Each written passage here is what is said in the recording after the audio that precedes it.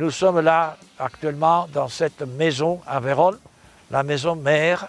C'est une grande maison qui a été construite en 1892 et qui est la base, jusqu'en 1960, la base des activités de la congrégation des missionnaires comboniens. C'est en 1867 que Comboni commence l'Institut le 1er juin ici à Vérone. Donc il commence à l'église, à côté de l'église San Pietro in Carnario, c'est au centre-ville. Hein. Là, il reste quelques années. Après, l'Institut se déplace ici via Seminario, pas loin d'ici, à côté des grands séminaires. Et c'était juste à côté aussi des serres comboniennes. La Combonie avait acheté ce monastère-là pour les serres comboniennes. Comboni meurt, l'Institut continue à grandir et après 10 ans, on vient ici, on achète les terrains ici et on commence à construire cette maison. Et donc en 1892, l'Institut se déplace ici. C'est pour cela qu'ici on l'appelle maison mère.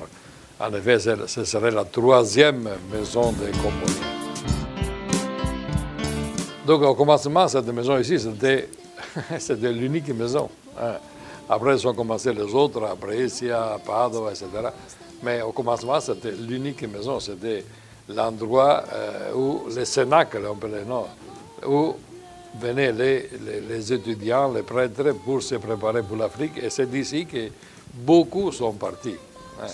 Donc, après, pendant plusieurs années, il y avait le père général était ici, les scolastiques étaient ici. Hein. Après le Concile Vatican II, on a commencé la maison à Rome, parce que le pape Jean XXIII voulait tous les généraux à Rome. Aujourd'hui, c'est le siège de Nigrizia, et Piccolo Missionario. Il y a eu aussi ici, c'était l'endroit où pour les confrères âgés.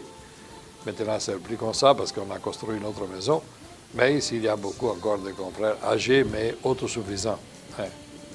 Et animation missionnaire et accueil. Beaucoup de confrères passent par ici après pour aller à Limone, pour aller à Casteldazzano, aussi parce qu'ici c'est les provinciaux maintenant, c'est la procure, Nigrizia, Piccolo Missionario, le musée africain et tout ça. Donc il y a beaucoup d'activités, grâce à Dieu, encore dans cette maison. Lève-toi et marche, peuple de Dieu. Je suis sœur Espérance, une missionnaire combonienne de la République démocratique du Congo.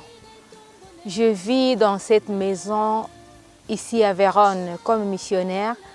C'est la maison que Saint Daniel Comboni lui-même avait procurée pour ses missionnaires, pieuse mère de la Nigrizia. Et c'est d'ici, de cette maison, que Comboni avait acquis dans l'année 1872, qu'il avait amené les jeunes postulantes pour qu'ils suivent leur formation. Et après la formation, d'ici, elles partaient pour l'Afrique. Et Comboni lui-même a été le formateur de ces jeunes femmes. Si on voit de l'autre côté, là, c'est les grands séminaires du diocèse de Vérone.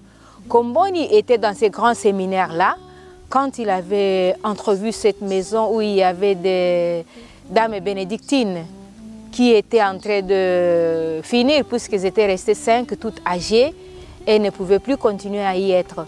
Et Comboni s'est intéressé à prendre cette maison pour ses sœurs, les mères pieuses pour l'Afrique, où elles devaient recevoir la formation. Et les premières sœurs missionnaires comboniennes, et 10 ans après elles, des centaines de sœurs sont passées dans cette maison pour leur formation. De l'autre côté, vous voyez, il y a le campanile de l'église de Santa Maria in Organo. Et là, il y avait la petite chapelle où les sœurs commençaient leur formation par la prise d'habits. Donc le postulat, le noviciat était ici. Et à l'intérieur de la maison, dans le corridor, il y avait une grande statue de la Vierge Marie devant laquelle toutes les sœurs allaient s'agenouiller pour recevoir la bénédiction et partir en mission. C'est une maison qui contient l'histoire de la congrégation pour nous, puisque le fondateur lui-même l'a voulu.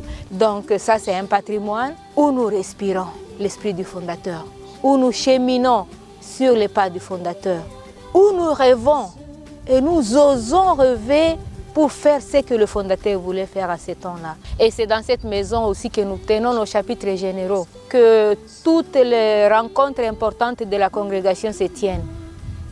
C'est là simplement puisque nous voulons boire de l'esprit du fondateur. Nous voulons rêver grand comme lui. Quand il avait 5 postulantes, il parlait de la congrégation et il avait acquis cette maison. Donc que lui-même puisse nous guider, guider nos pas à être ces filles dignes dans ce monde frénétique et de changements rapides d'aujourd'hui. La vie en abondance.